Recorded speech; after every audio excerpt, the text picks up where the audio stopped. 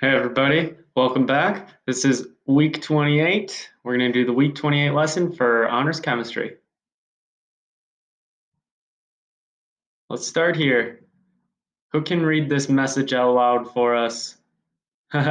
Just me here. All right, let me know when that joke gets old. Hey Chem, I was really excited to see everybody posting in the discussion thread last week. It made me feel like we were all in the same classroom for a second. Thank you for your participation. Sharing quarantine coping ideas seems like a helpful thing to do. This week, we will further our understanding of basic concepts of stoichiometry, namely balancing chemical equations, determining the reaction type, and calculating significant figures. I will also introduce your quarter 4 project. Online learning style. Excited to get back into this chemistry stuff. So these three fundamental concepts of stoichiometry are really important. I need you to know these before you leave chemistry this year. So we're going to spend a little time on this week making sure we've got this down. Also, your quarter 4 project is slightly modified. I know I introduced this project at the end of quarter 3. That was before I knew we would be doing online learning, so I've modified it. I'm going to introduce that during this lesson. So like I've said, I'm going to start by introducing your week 28 assignment. Then I'm going to show you where to access resources that will help you with the assignment. Lastly, we'll talk about your project. So first, what I want you to do is, on your own, open up the assignment and review it. Make sure that you understand what's expected of you. Based on how much you remember from each concept, I want you to decide if you need to watch the review video that I've made or not. Thirdly, complete all the sections on your worksheet and send me an email or post in our class discussion thread if you have any questions. The first component is going to be balancing chemical equations. I think we all could use some practice here. Then we're going to be determining what type of chemical reaction is occurring. We did really well with this when we were in class, but I still feel like we need to spend a little more time to make sure we've got it. And then lastly, we're going to do some significant figures. While grading your last assignment in quarter 3, which was the article on significant figures, I realized that maybe I didn't explain it as well as I should have. So I want to make sure that you've got the 5 most important rules for determining significant figures, and then I'm going to give you a chance to practice a little more. So this is actually the end of the lesson.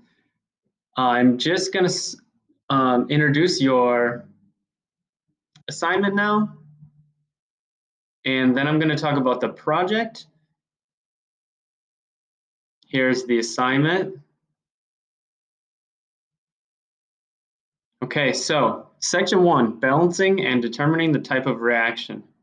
You're going to see, firstly, just a table with some useful tips for how to do this with your computer.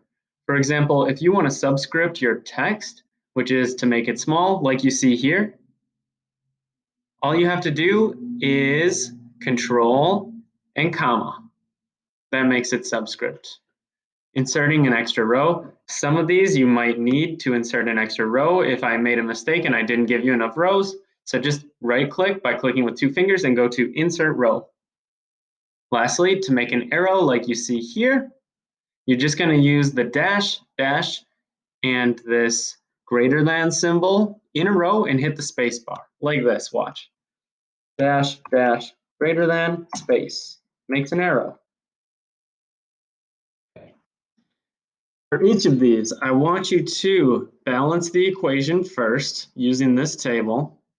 I started this one for you. You'll do the other ones all on your own. And then write that balanced equation here when you finish balancing it.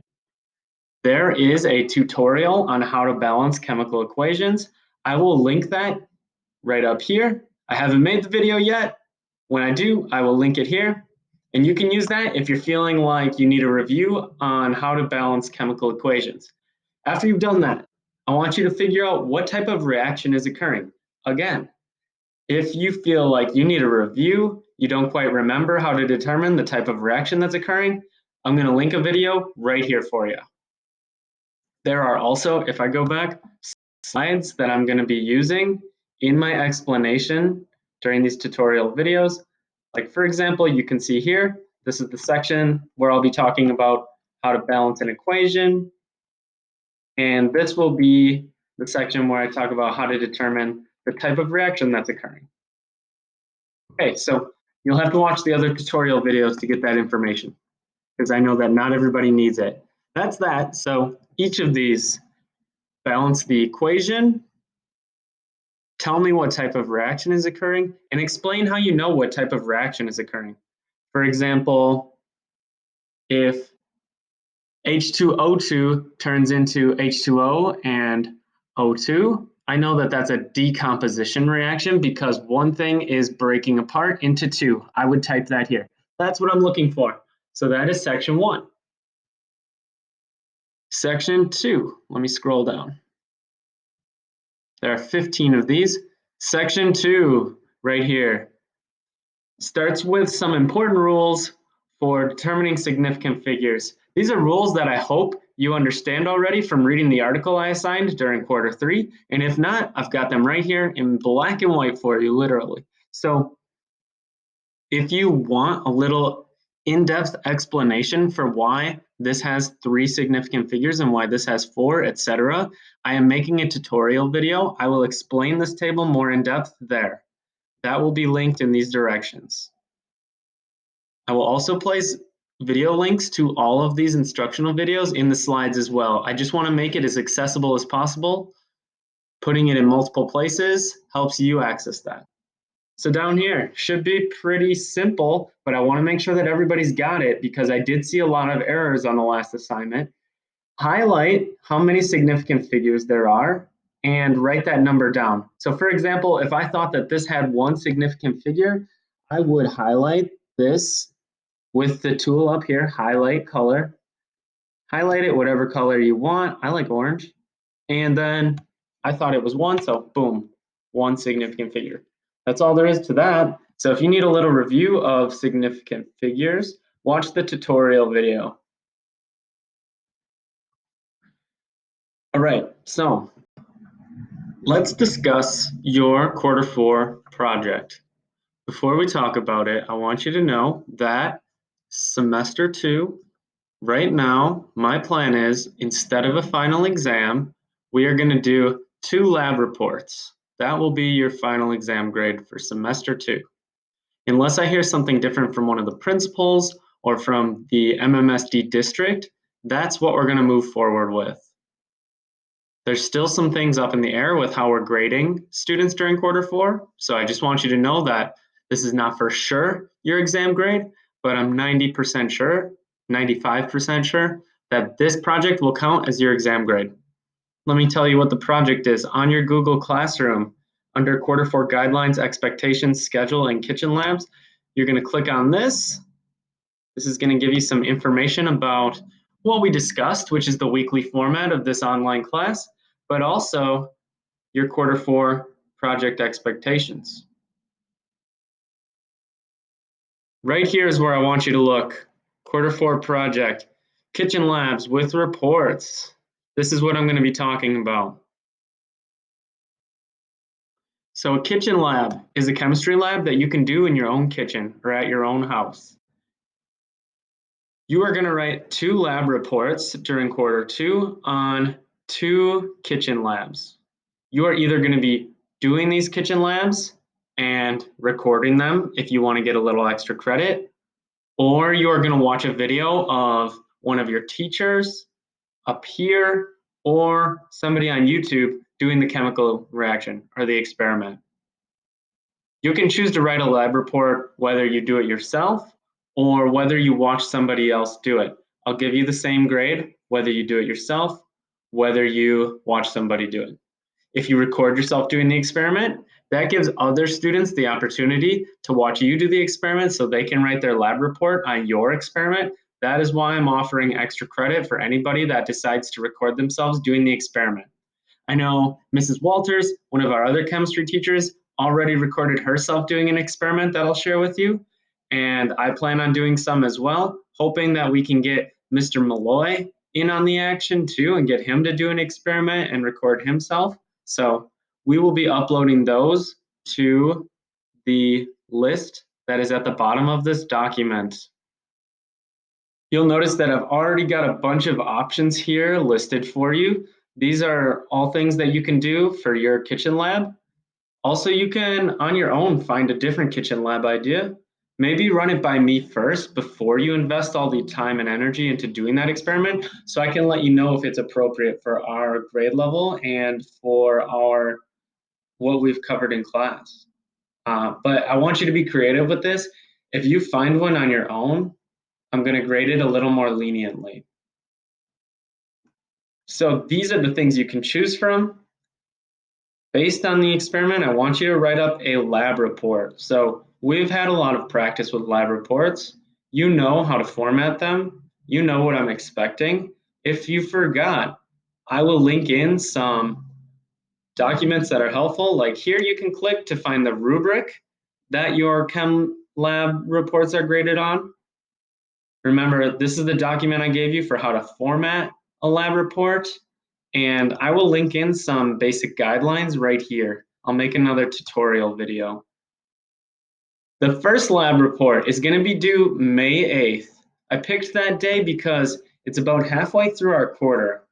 My fear is that if I don't put a due date before halfway, that some of you will put this off until the last week of school, and then you're going to end up doing 2 lab reports in 1 week.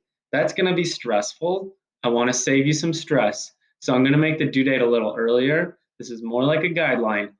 If this is due on May 8th, how about this? You submit it May 10th. I'm not going to downgrade you, but this is more like a guideline for you to stay caught up in the class. If you start to fall behind, that's when the class gets stressful.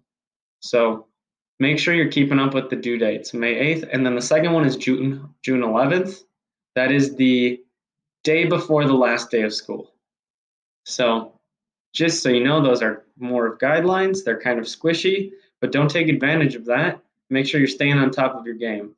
I want to also offer extra credit for any students who get this done in the first week or two. Depending on how early you get this done, I'm going to give you more points because the sooner you get your experiment done and you put that recording up or your lab report done, then the sooner I have another example that I can share with students in your class. So that's another reason why I'm offering extra credit here. Or actually, that's another way you can earn extra credit, is what I meant to say. So the expectations are in this document. Feel free to refer to this anytime. The options for kitchen labs are down here. If you've got any questions, please post those in the discussion thread in our classroom or send me an email. If I'm not being clear and you have a question, I guarantee that there are other students in the class that have the same questions. So please don't be shy. Send me your questions ASAP. This is going to be an awesome activity. It's definitely a modification. My plan was we would do these in the classroom and each of you would give a presentation on your experiment and show the class your experiment. However, recording yourself can be just as good. So I would encourage you, I would push you all. This is an honors section. Take advantage of that extra credit option. Record yourself doing an experiment. That would really be fun anyways, right? You're all in quarantine right now. You've got plenty of time to get this done. So have fun with it. Okay, so that's it from me. Let me know if you've got questions about the assignment or the quarter 4 project, the kitchen lab reports, and otherwise, just in general, if anybody wants to set up a Zoom conference call, let me know. My office hours are every day 9 to 11 and 12 to 2, but I'm super flexible. If there's a time outside of those hours that you would like to get in contact with me, I can make myself available. Okay, Chem kids, stay healthy, stay safe.